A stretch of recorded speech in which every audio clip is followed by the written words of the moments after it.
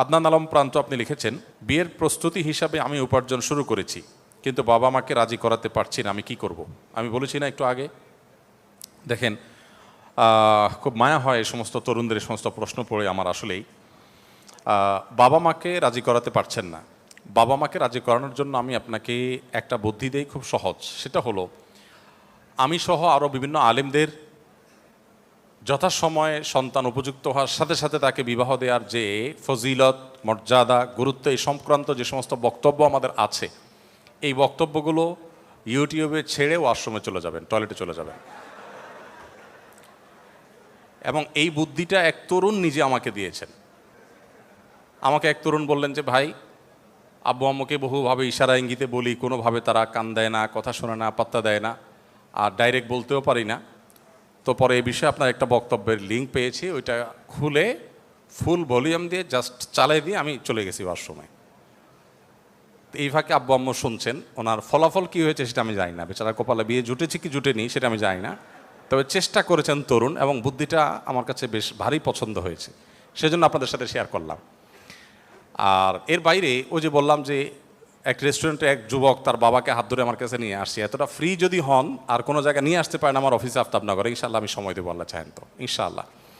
তবে আমাদের অভিভাবকদের এই জিনিসটা খেয়াল করা উচিত, আমাদের সন্তানদের বিয়ের উপযুক্ত হওয়ার পর তাদের বিবাহ দেওয়ার জন্য যথেষ্ট আন্তরিক হওয়া উচিত, এবং সেক্ষেত্রে সন্তানদেরও কর্তব্য আছে। আমি অবশ্য অন্য অন্য জায়গায় বলি যে বিবাহের জন্য শুধু আমার কাছে চিরকুট ধরা দিলে হবে না, বিবাহের জন্য আপনি উপার্জন শুরু করে দেন, টাকা পয়সা কামানো শুরু করে দেন। টাকা পয়সা যখন হতে থাকবে তখন বিয়ের জন্য মেয়ের বাবাদের কাছে ধর্ণা দেওয়া লাগবে না, মেয়ের বাবার আপনার পিছ পিছ ঘুরবে। অতএব শুধুমাত্র বাবার দিকে চায়া থাকবেন, কেমন কথা। যুবক মানুষ, আপনি যে উপার্জন করেন, আপনি নিজে কামাই করার চেষ্টা করেন, নিজের পায়ে নিজে দাঁড়ান, যাতে করে বিবাহ করে স্ত্রীর ভরণ পোষণের ব্যবস্থা, মিনিমাম ব্যবস্থাপনা আপনি করতে পারেন। অবশ্য প্রশ্নকর্তা বলেছেন যে প্রস্তুতি হিসাবে তিনি উপার্জন শুরু করেছেন, আহারে বেচারা, তারপরও বাবা মা বিয়ে দিচ্ছেন না। আল্লাহ তালা তার এই পাষাণ বাবা মাকে, দিলটাকে আল্লাহ তালা নরম করে দিন, আমরা দোয়া করি। আল্লাহ তালা এই যুবকের বিয়ের ব্যবস্থা করে দিন, আমরা দোয়া করি। আর যতদিন ব্যবস্থা হচ্ছে না, আমিনের যে ভলিউম, মাশাআল্লাহ, আপনাদের অসহায়ত্ব এখান থেকে পরিষ্কারভাবে ফুটে উঠছে। আল্লাহ রাব্বুল আলামিন আমাদের সবার চরিত্রগুলোকে হেফাজতে রাখার তৌফিক দান করুন। একজন মুসলমানের কাছে তার চরিত্রের চাইতে আসলে কোনো কিছুই দামি বা মূল্যবান হতে পারে না। চেষ্টা আমাদের থাকতে হবে, যতদিন পর্যন্ত ব্যবস্থা না হচ্ছে ততদিন পর্যন্ত আমরা নিজেদেরকে নিয়ন্ত্রণ করতে হবে। মনে রাখবেন, যে যুবক নিজেকে নিয়ন্ত্রণ করতে পারে না, সে নিজেকে কখনো ভালো মুসলমান দাবি করতে পারে না। মানুষ দুই প্রকার, একটা হলো ঢিলা মানুষ, আর একটা হলো টাইট মানুষ, নিজেকে কন্ট্রোল করতে পারে।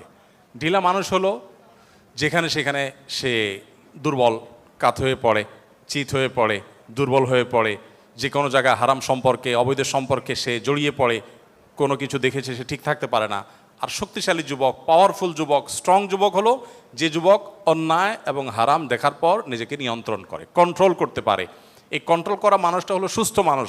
আর যে নিজেকে কন্ট্রোল করতে পারে না, এ তো অনেক রোগী আছে, অনেক রোগ আছে যে ডাইরেক্ট হয়ে যায়, কন্ট্রোল করতে পারে না। আর সুস্থ মানুষ নিজেকে কন্ট্রোল করতে পারে। এই জন্য যে যত বেশি তাকওয়াবান, সে ততটা স্ট্রং মানুষ, সে ততটা নিজেকে নিয়ন্ত্রণ করতে পারে। এই চ্যালেঞ্জটা আমাদেরকে ওভারকাম করতে হবে। মুসলমান যুবক তো বিশ্ব জয় করবে, বিশ্ব জয় করবে যে মুসলিম যুবক, সে যদি কোনো দৃশ্য দেখে, কোনো হারাম ছবি দেখে, কোনো অবৈধ সম্পর্কে জড়িয়ে যদি সেখানে সে দুর্বল হয়ে পড়ে, নিজেকে যদি কন্ট্রোল করতে না পারে, এর দ্বারা বিশ্বজয় কীভাবে হবে?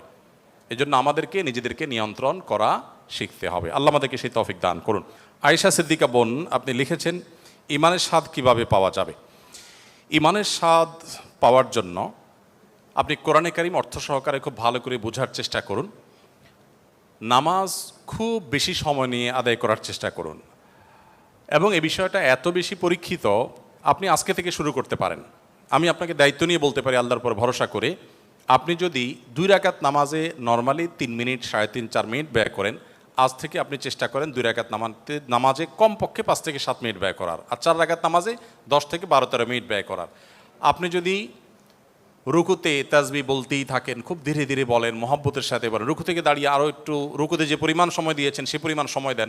এবার প্রত্যেকটা রোকনকে যদি আপনি খুব ধীরে সুস্থে করেন, আমার বিশ্বাস আপনি ইবাদতের স্বাদ, তৃপ্তি আপনি এটা নিজে নিজে অনুভব করতে পারবেন। আমি আমার জীবনে বহুবার আমি দেখেছি যে কোনো কারণে মানসিক পেরেশানি দুশ্চিন্তা হচ্ছে, লম্বা সময় নিয়ে দীর্ঘ সময় নিয়ে সিজদা রুকু করলে আল্লাহ তাআলা মানসিক প্রশান্তি দেন। মানসিক প্রশান্তির আরেকটা বড় বিশেষ দিক, বিশেষ করে ইমানের স্বাদ আস্বাদন করার একটা বড় সুযোগ তৈরি হয় তাহাজ্জুদের নামাজের মাধ্যমে। ভোর রাতে উঠেন, রাতে তাড়াতাড়ি ঘুমিয়ে পড়েন, ভোর রাতে উঠে তাহাজ্জুদ পড়েন, দেখবেন অসম্ভব রকমের এক অনুভূতি আপনার মধ্যে জাগ্রত হয়েছে। আমরা তো রাতে দেরিতে শোয়ার অভ্যাস, সুন্নাহ লাইফস্টাইল আমাদের নাই। অমুসলিম দেশগুলো যারা এগিয়ে গেছে, আপনি পৃথিবীর যে কোনো উন্নত দেশে যান, আপনি দেখবেন সে সমস্ত দেশের মানুষ, আমি যতগুলো দেশে গিয়েছি সবগুলো অমুসলিম দেশে আমি দেখেছি একটাই চিত্র, সন্ধ্যার পর পর মানুষ শুয়ে পড়ে এবং ভোরে তারা উঠে কাজ শুরু করে। আর আমাদের মুসলমান দেশগুলো, শুধু আমাদের দেশের দোষ না, মিডিল ইস্টের অবস্থা আমাদের চাইতে আরও করুন। তারা দেখা যায় যে রাত 10টা 11টা এই সময়টাতে তাদের সন্ধ্যা হয়, 12টা 1টা 2টার দিকে তারা ঘুমায়, সকালে আবার ফজরের পরে ঘুমায়। নবী সাল্লাল্লাহু আলাইহি সাল্লামের সুন্নাহ লাইফস্টাইল মেনটেন করে না, তো এখানে কোনো কল্যাণ আসলে থাকে না। তো ইমানের স্বাদ পেতে হলে আপনাকে তাহাজ্জুদ পড়তে হবে, আর তাহাজ্জুদ পড়তে হলে আপনাকে রাতে তাড়াতাড়ি ঘুমাতে হবে। ইনশাআল্লাহ এগুলোর মাধ্যমে আপনি ইমানের স্বাদ আস্বাদন করতে পারবেন। এরপর নাম প্রকাশে অনিচ্ছুক একজন প্রশ্ন করেছেন, রাসূলুল্লাহ সাল্লাল্লাহু আলাইহি সাল্লামের জীবনী এবং বর্তমান প্রেক্ষাপট বিবেচনা একজন অমুসলিমকে কিভাবে ইসলামের দাওয়াত দেওয়া যায়?